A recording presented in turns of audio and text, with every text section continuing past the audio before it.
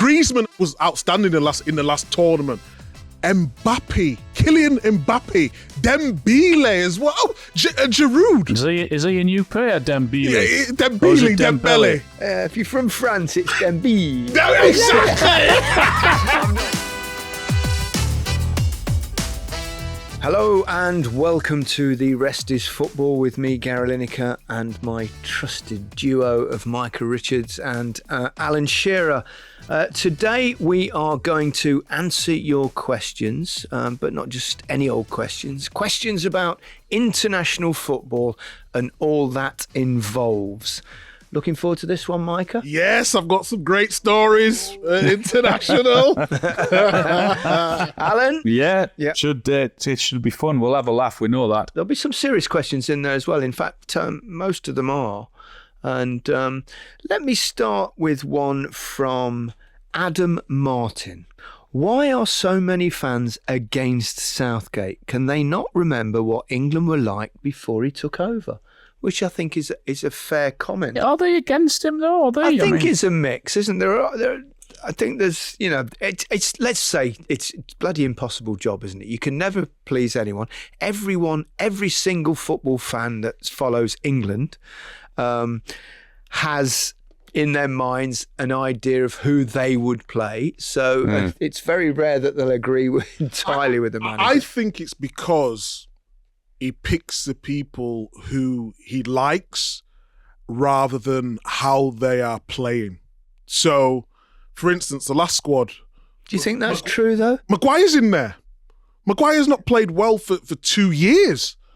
And if you're a centre-half and you're playing well in the Premier League consistently and you're not getting a sniff and Maguire's in there because the manager really likes him and his character around the group, really it's not about football, you know? In fact, we had a question from Tracy G, which just kind of goes along with the other question. Why does Southgate persist in choosing players who aren't even playing for their club? I understand it because a manager has players who he trusts, no matter what they do, they'll always be in.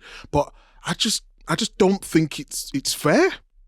If I was a centre-half playing week in, week out, and Maguire, and I've got nothing. I think Maguire's good. I thought it was excellent at Leicester. But he's always done well for England. In all the major championships, he's always been excellent, Harry Maguire. And that's probably where that trust comes. And also, it's not like we've at Sport for Choice with centre-backs, English centre-backs. It's the one position we're probably a little bit light on. Yeah, but do you remember last year when Tomori wasn't getting a look in and he was playing in the Champions League, playing excellently well for Milan, and he wasn't getting a sniff? Do you think that's more the case that perhaps sometimes out of sight, out of mind? No, but as the England manager, you can't be, can you? I agree. If you're playing Champions League football, you're not out of sight, out of mind, in my opinion, No, I don't necessarily agree with it, but it's clear it's because he's done a job for him before and he can trust him. Yeah, but then how are you supposed to integrate new players if you're always just going off? And what happens if Maguire or Stones gets injured and then people are not getting the game time? You're supposed to bring players in for experience. Well, Colwell's coming to the squad, hasn't he? The Chelsea, which is really exciting, under 21 talent, and that it's encouraging because we are a little bit light in that. England are a little bit light in that position. Yeah, I agree. And Harry did come on last Sunday, didn't he? He did come on last Sunday. Yes, he did. Against Arsenal. He came on the last few minutes. 10 or 15 minutes, I think it was, wasn't it? Tried and trusted, you see. There's a lot of that in football. That's why fans as well. Yeah, but that's why fans would be annoyed, I understand that. You could understand why fans would be annoyed. I think also people need to remember where we were, by the way. England were before Gareth sort of took over. Which is obviously the point of the question, because they were in a mess, weren't we? We were really, it was really all over the place. What he's done really is he's got the country behind the team again, hasn't he? Because there was not a lot of love for the team before he took over. I think Southgate's outstanding. I think what he's done in terms of the group and the way he handles the media, I think he's excellent. But look at the players he's had to choose from. Foden, Grealish, Maddison, Bellingham, Saka, Rashford, Kane, Kyle Walker, Trippier.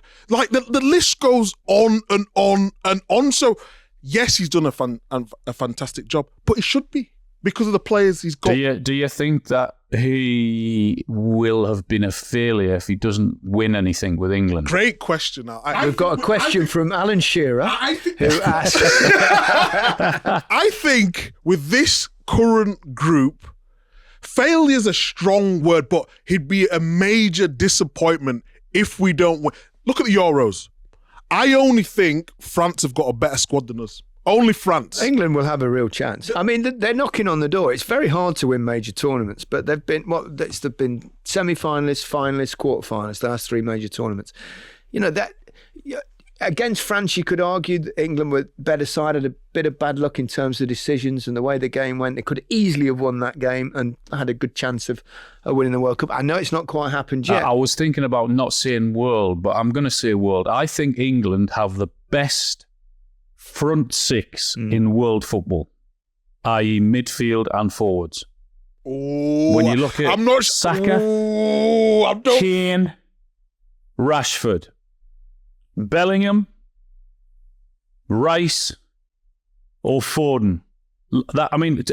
You name me a better six, three midfield, three forwards than that. But is that because we watch a lot of Premier League football? Tchouaméni, unbelievable. Camavinga, outstanding. Griezmann, okay, he's coming towards the latter part, but he was outstanding in the last tournament.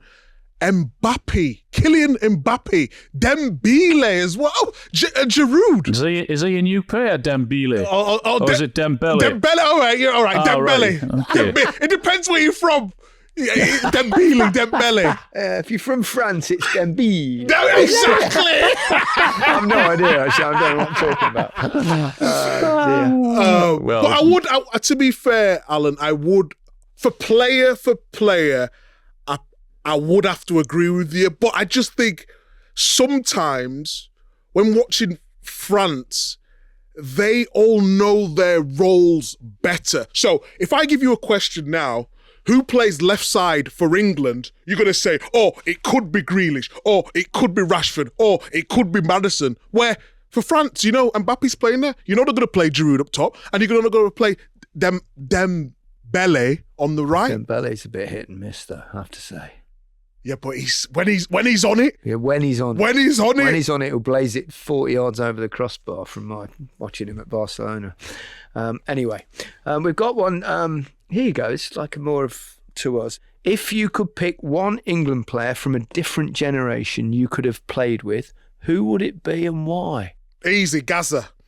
I would have loved to be around him. He's not just like football-wise, but just the stories that you tell. You and him together would be... Ooh. It'd be brilliant, wouldn't it? Oh, it'd be a night out with you two. Oh, dear. I think that would be a night and a morning out. That would you're not getting back until the early hours, Gary. A week or two, probably. I think I'd go actually with David Beckham.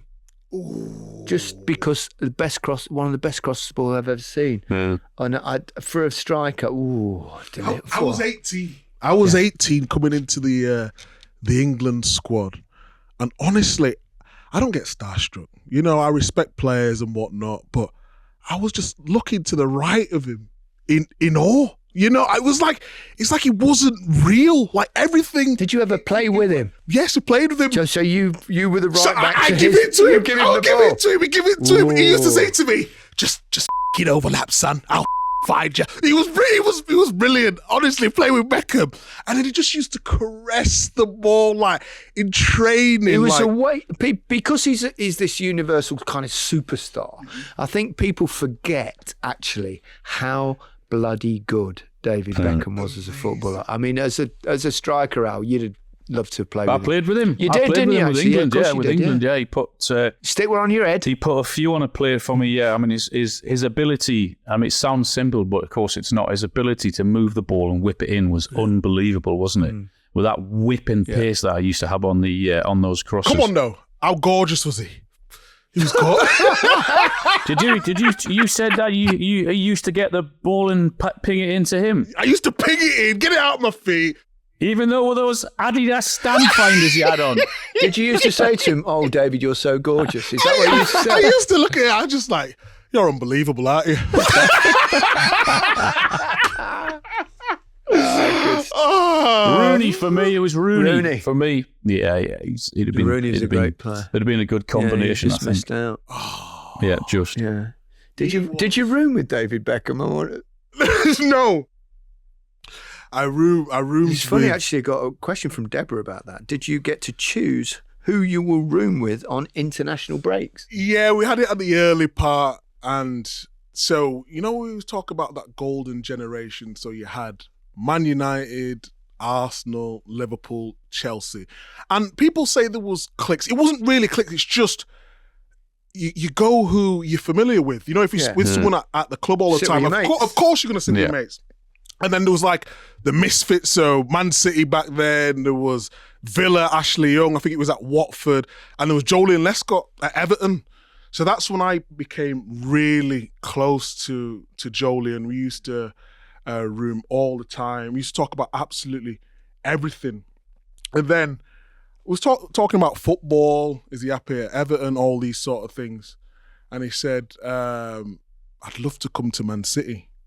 So I'm thinking, buzzing, get to have Joleon. How much would it cost? All this sort of thing. So after international break, we go back to our club. I pull Mark Hughes, and it was Eddie Niedzeki, he was a coach, and he was sort of right-hand man. And I said to him, Joleon wants to come, if you're interested. And he sort of just nodded me like, yeah, we're looking at that one. So a week later comes, I get a call from Joleon, and he said, it looked like it's going to happen. So Joleon's basically, I don't know how long the deal materialised before he actually came, but Joleon's coming to Man City now, and Mark Hughes is only trying to get rid of me in the deal to go to Everton. So I'm thinking, hold on, I've done all the dirty work here, getting Joleon to come to Man City, and Mark Hughes has not even told me anything. He's trying to get me to go the other way in a swap deal. Oh, that is brilliant. Honest. And that's when, not my respect for Mark Hughes is gone, but I was just like, I don't trust you anymore. I cannot believe that he thinks Big Meats is disposable. I know, yeah. What was he thinking? Oh, that's fun. Oh, that's brilliant. I think on that note, Micah, we need to take a breather. Have a cup of tea. We'll be back in a minute. Welcome back to The Rest is Football with me, Gareth Lineker, Micah Richards and Alan Shearer. We're answering your questions on international football, and once again, thank you for sending so many in. Apologies to those that we don't get round to answering. We'll do our best to answer as many as we possibly can, so let's get cracking. I've got one from Chris Dewing.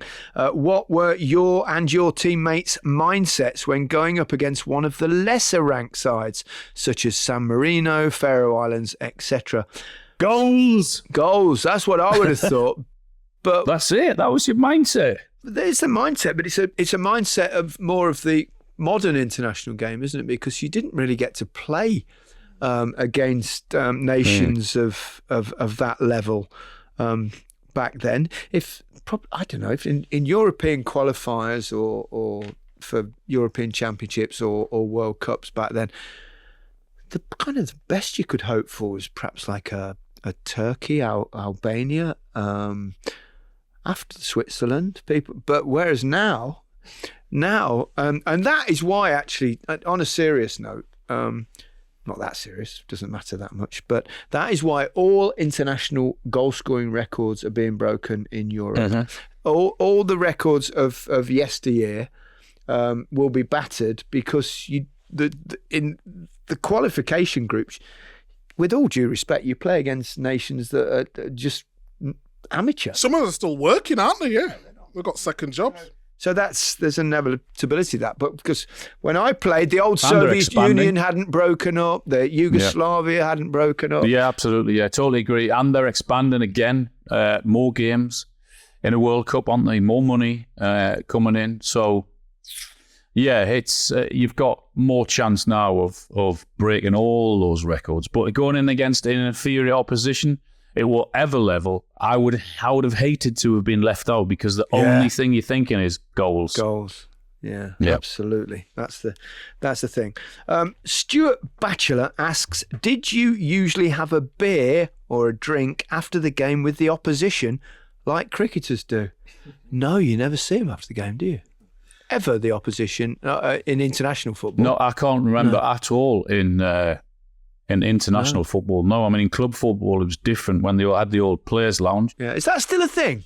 Players' no, lounges? I don't. I think they've got a room in there now, but I don't think they serve alcohol. No. But away players, you'd used to go in the players' room sometimes, wouldn't you? To both teams. Yeah, that would have been the norm in the club would football. That happen in your time, Micah? I never went to the players' lounge. You never went? No, I Why? just found it was like miserable. So like if you had a really good game, and you'd be man of the match or whatever, and you just got loads of people all over you. I just didn't like That's what you. I just didn't like the attention. It was Big Meeks doesn't like the attention. Oh my God. I beg your pardon. You know what's really funny though as Give well? him a shake. Is that really Micah Richards sat with you When there? someone at the ground, say you've had an absolute stinker, and someone at the ground obviously has not been watching the game, they've just been getting on it, and they said, "Oh, you was outstanding today." Like you've just not watched the game. So I did like it. I've got a question here from someone called Shola Hamiobi. How long do you think it will be before we see a woman leading a men's international team? Is Wiegman a legitimate contender to replace Southgate when he's done? I would think Wiegman, whether it's right or wrong, but it's there's no doubt it's gonna happen, and it's only a matter of when. But I would guess maybe too soon. No, I understand she's probably good enough in terms of what she can do tactically, but the whole point is to grow the women's game. So if you want to grow the women's game, you've got to keep the best managers within the women's game. That's the way I see it. Of course she can do a job in the men's football, but we want to see the women's game grow. So it's interesting on that. I don't know whether I told you before, but in the summer when Leicester were looking for a new manager, I actually got in touch with the club with a little idea I had, which was for them to go for Emma Hayes from Chelsea, because she's great. It's absolutely legitimate. But also imagine being the first kind of major football club to have a woman as a coach. Would have brought massive amounts of publicity, particularly at a time when the club had gone down into the Championship. You'd have sold all your season tickets. It's not a stunt at all, although it is in a way. It's a PR. It would be a massive PR opportunity. And they did come back to me saying, I think it's probably a step too far at this stage. Yep. But I just thought it's a really good idea. Well, imagine you're a player and you want to work with the best managers. And okay, they've got to a top level at women's game, but then they think, okay, going to the men's game is a bigger jump. What message is that saying to the players in the women's game, you know? I get you. Right. Rachel Bridge, we definitely have to have a question from a woman after that. What opposition goal did you see scored that you would have loved to replicate yourself for England? Oh, I'd go Diego Maradona's goal in the 86, not the one where he punched it into the net, because I'm not clever enough to do that. And I'm certainly not good enough to do what he did just a few minutes later with the best goal that I think has ever been scored. I certainly couldn't have done that myself, though. I remember the Van Basten volley. Of course, that was the final. He also scored a hat-trick in that tournament. That volley was phenomenal, wasn't it? It was, wow.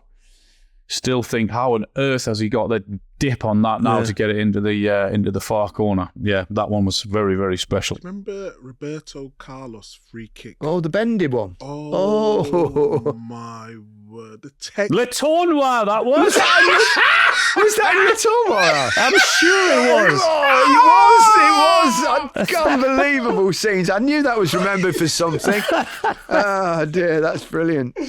Le Tournoi, what a hit. It wasn't against England, though, was it? No, just an international goal. I've got one from Guy and his games. What's it like playing against a close club teammate in an international match? And what's it like playing with a club rival for England? Euro 86. was it England v Scotland, and Colin Hendry was the centre half for Scotland, wasn't he? And I'd been with him for Blackburn with a good couple of years, and of course there was a bit of banter going on, as there always will be, and what have you. And I'm going to do this, and I'll be taking the out of you. I'll be pulling you here, there, and everywhere. You're going to follow me and leave a space open. And when I scored the header, I did have a little look around to him, and on the way back, I was saying, "Where the were you? I thought you were meant to be marking me." Did you? Oh, yes. Did he have a riposte? Just a little grimace. I think it was, not a smile. Yeah, you're not going to. Yeah. What about you guys? I suppose the one I can remember would probably be the game where I played for England against Spain, because a lot of my teammates played for Barcelona. In fact, Bobby Robson called me to say, "Don't bother flying back to England to come with us. We'll just meet you in Madrid." And I flew over from Barcelona to Madrid with my teammates, and there's that banter, the same sort of thing as Al said, give it out, they were giving me loads and I was giving them a bit back and all that sort of stuff. And one of the players was Zubizarreta, the Spanish goalkeeper. Top bloke, great goalkeeper. And he was one of those that would give out loads, right? And he was doing it. And we got to, anyway, I met the England squad. We played the game in the Bernabeu. England won 4-2. I scored all 4 goals, right? So, which is why I wanted to tell. There's no story to tell, but I just thought I'd mention that. Outstanding behaviour. So obviously our coach had been was Terry Venables at the time. And Terry's Spanish was pretty good.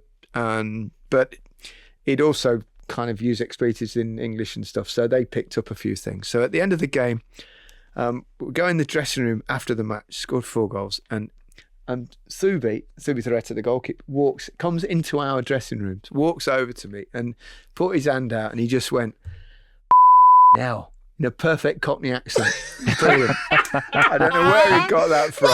Brilliant. So Absolutely yeah. brilliant. He texted me last week, actually. Yeah? Are you still in touch with all the old... Quite about 4 or 5 of them. Yeah. Carrasco, regular contact with him. Victor occasionally. Zubizarreta. Yeah. And it's great to stay in touch with some of the old players. They were great lads, They're such lovely people. I'm getting all emotional. I'm reminiscing. Right. Jack Fielder asks, were there any major differences between preparing for an international game for England versus a domestic game for your club? There was so much pressure for England. And I think that's why when the golden generation didn't achieve what they were supposed to, because everyone was playing within themselves. You see, like Gerrard, like for Liverpool, he'd do things like you could not even dream of doing. Lampard as well, Rooney. And as soon as it got to international, it was almost like, okay, just play it safe. I don't want to get that bad mark. Because the papers were absolutely brutal to us back then. Like, everyone was just worried about what mark they was going to get in the paper. Honestly, I'm not even exactly. It was the truth. So I don't know. I can understand that, but I'd also say that's exactly the same whether you're in Spain, Italy. Imagine Argentina, Brazil, Germany, where the pressure. It's exactly the same.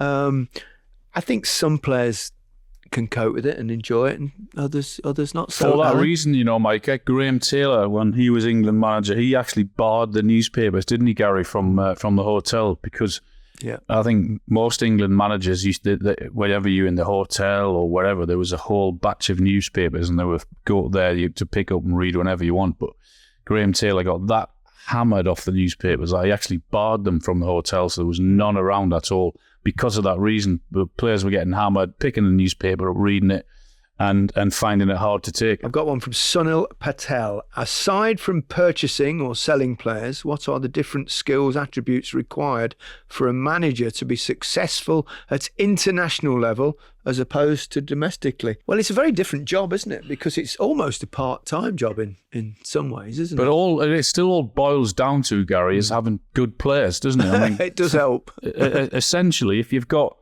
if you've got good players, you've got more chance of winning something. Might have been, I mean, I know England had great players in that generation, but they just never found the right balance, did they? They never found the way to play Gerrard and Lampard and Scholes together and leave one out, basically, so the others could go and play in their strongest position. It'd just be harder, wouldn't it? I think if we talk about what Pep's doing domestically, he's got so much time to work with his players. International, you've got less time.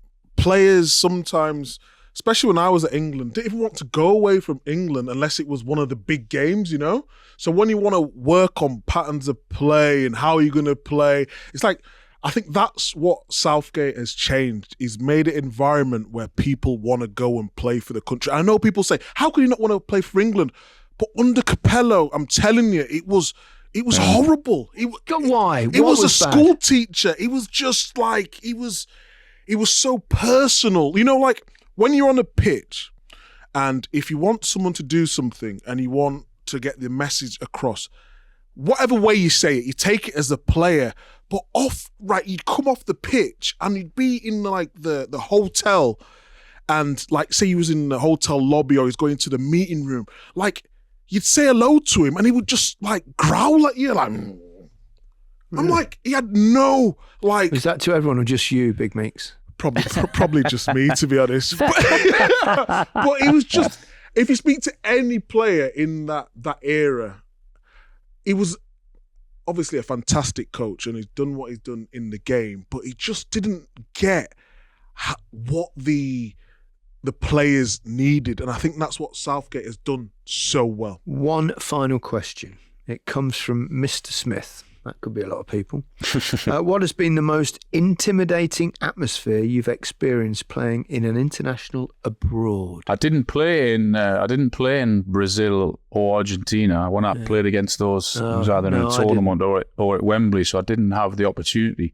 I would love to, actually. I'd love, because I always hear about people saying about how great the atmosphere is. Can you remember when England played at the Maracanã and John Barnes scored that incredible goal, Maisie, where he beat back 4 men? I was injured for that trip. I was absolutely gutted. Couldn't make it. Missed out on a plane in Brazil. Never played in South America. Played Central America, obviously in Mexico, but...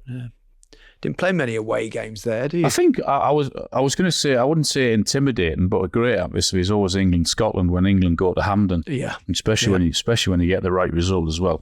And then, but I wouldn't say it was intimidating. No, never. I do find out, because when it's just a football pitch and a ball and goals. I know it's like I always felt. I never really got into the intimidation thing. No, I agree with you. Actually, the bigger the atmosphere, the more enjoyable it is. I always think, if it's vociferously against you. But I do remember playing in Yugoslavia when I think we needed a point to qualify for, it might have been the World Cup, actually, or the Euros, I can't remember. But it was a tough place to go because that's before the Balkans split up after the war. So we were playing there and big atmosphere and stuff. And I remember being in the tunnel. We had big Terry Butcher, centre half, right? So the two teams are lined up, and in the middle of us, there's this like cage, this like wired mesh thing to keep the two teams. I don't know, it was to keep the two teams apart. Well, I don't really know what it was for, but it was there. And I remember, like you wait in the tunnel to go out, the two sides lined up, and Butcher, he got hold of this mesh, this wire mesh, and he's shaking it like, and he's gone, come on, cage tigers, like this. And honestly, you should see their players, because he was massive as well. You could see them all going, oh, what we got here? And it's not like the Yugoslavs are not tough. But so we've gone out the pit. We're 4-0 up in 20 minutes. No way. Yeah, we were. I hadn't scored, which is a gutter. But yeah, fantastic. Yeah, so I'm thinking that's how to turn intimidation the other way. On that note, we'll call it a day. Goodbye from me. Goodbye from me. Goodbye from me. Have a good weekend. Until the next time.